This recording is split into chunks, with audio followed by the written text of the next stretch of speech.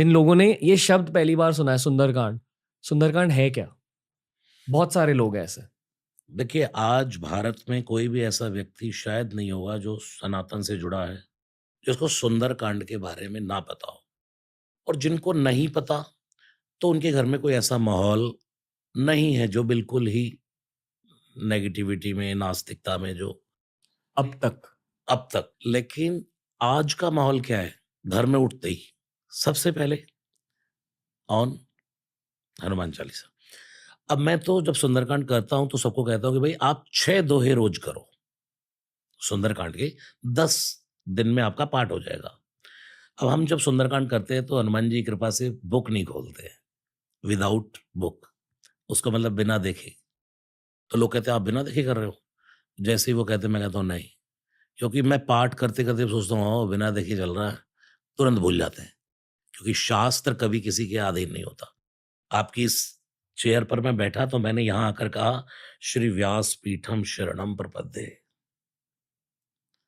कि मैं अब इस चेयर पर बैठ रहा हूँ और यहाँ से जो चर्चा होने वाली है, ये आपका पूरा जो यहाँ का एटमॉस्फेयर ही बहुत अलग है।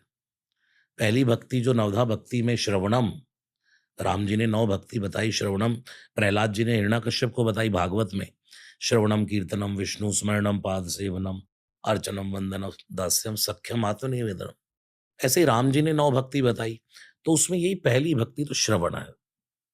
वहाँ थोड़ा-सा डिफरेंस है कि प्रथम भगति संतन कर संगा, कोई मिलेगा तो सत्संग होगा, तब श्रवण शुरू होगा, यानी कि है वहीं। तो ये एटमॉस्फेयर जहाँ यहाँ मैं बैठा हूँ, तो मुझे ये तो लगता है कि ये तो एक तीर्थ है। यहाँ पर क्योंकि सिर्फ़ रामायण की बात हो, सिर्फ़ मानस की बात हो, हनुमान जी की बातें हों, सुंदरकांड की बातें हो, यही नहीं, कोई भी अच्छी बातें पूज्य मुरारी बापू जी आप जानते ही होंगे, वो ये कहते हैं कि आप किसी समुद्र के किनारे बैठ कर के मौन शांति से बैठे हैं और उसकी लहरों का साउंड सुन रहे हैं, तो वो भी सत्संग है। कोई भी अच्छी चर्चा हो रही है कहीं पर, जिसमें लोगों को भटकाया नहीं जाए, लोगों के अंदर गलत मैसेज ना जाए, किसी के अंदर मतलब एक तो कभी किसी को डराया ना जाए, कि तुम ऐसा नहीं करोगे तो ऐसा हो जाएगा, ऐसा नहीं करोगे तो ऐसा। भगवान कभी किसी का बुरा नहीं करते। तो लोगों के अंदर ये मैसेज आए कि मैं अगर कोई अच्छी चर्चा सुन रहा हूँ, तो वो सत्संग है। और मैं तो यहाँ बैठा हूँ, तो मुझे तो बस मैं तो इसी पर्पज़ से आया हूँ कि यहाँ 2 घंटे मैं कथा कह रहा हूँ, भगवान की कथा हो रही है और ऐसा श्रोता मिलेगा, श्रोता वक्ता ज्ञान निधि कथा राम कै गूढ़। भगवान शिव जब कथा सुनाते तो पार्वती अकेली बैठती है, वहाँ बहुत भीड़ नहीं होती, लेकिन वहाँ की कथा कैलाशीय कथा अद्भुत होती है, बहुत रश में कथा नहीं होती, आप जैसा एक श्रोता हो, तो आनंद आया। जी। मैं खुद को आभारी मानता हूँ कि मेरे थ्रू ये चीज़ें हो रही है, मैं खुद ये नहीं कर रहा। बस जो ये कहता रहता है वही दुनिया में समझ गया समझो भगवान की लीला को। क्योंकि हम तो कुछ करते ही नहीं है। गुरुदेव नानक ने भी तो कहा करन करावन आपे आप, नाम रखा लिया ताव। जो करते हो आप ही करते हो।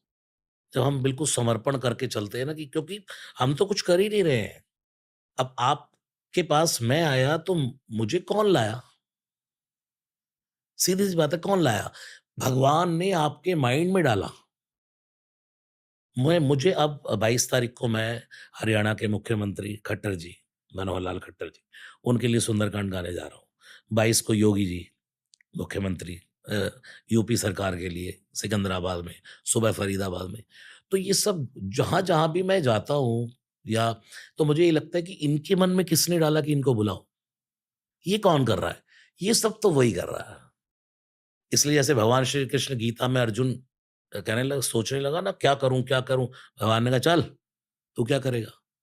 निमित्त मात्रम भव सव्यसाचीन, दिव्यम ददामि ते चक्षुम। अब मैं तुझे अपने दिव्य चक्षु दे रहा हूँ और फिर देख, ये तू नहीं कर रहा, तू तो निमित्त बन जा बस, करने वाला तो मैं हूँ। ऐसे ही अपनी बुद्धि की डोर भगवान के हाथ में छोड़ देते हैं जब हम, तो ये आपका बहुत अच्छी सोच है कि आप हमेशा ये सोचते रहते हैं कि मैं नहीं कर रहा, कौन कर रहा है? कौन करवा रहा है? जो ये सोचता रहता है, यही है शरणम प्रपद्ये। अगर मैं बैठ जाऊँ मैं तो आपने पहले बैठकर यहाँ प्रेयर की और मैंने भी बैठकर पहले प्रणाम कर लिया। ये भी मैंने पूज्य मुरारी बापू जी से ही सुना। क्योंकि मैं उनके यहाँ तुलसी अवार्ड पर जाता रहता हूँ गुजरात। वो कहते हैं कि आप जिस भी स्टेज पर बैठे हैं, जिस भी शास्त्र का गायन करने जाएँ, उसको पहले शरणम प्रपद्ये हो जाओ, यानी कि उसकी शरण हो जाओ। हम इस व्यासपीठ की शरण हो गए। अब यहाँ बैठ कर के आपसे क्या बुलवाना है और मुझसे क्या बुलवाना है, ये परमात्मा जानता है।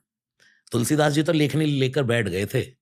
ऊपर बैठे तोता बन कर के हनुमान जी लिखवा रहे थे हुँ, कि भाई लिखते जाओ, लिखते जाओ, लिखते जाओ।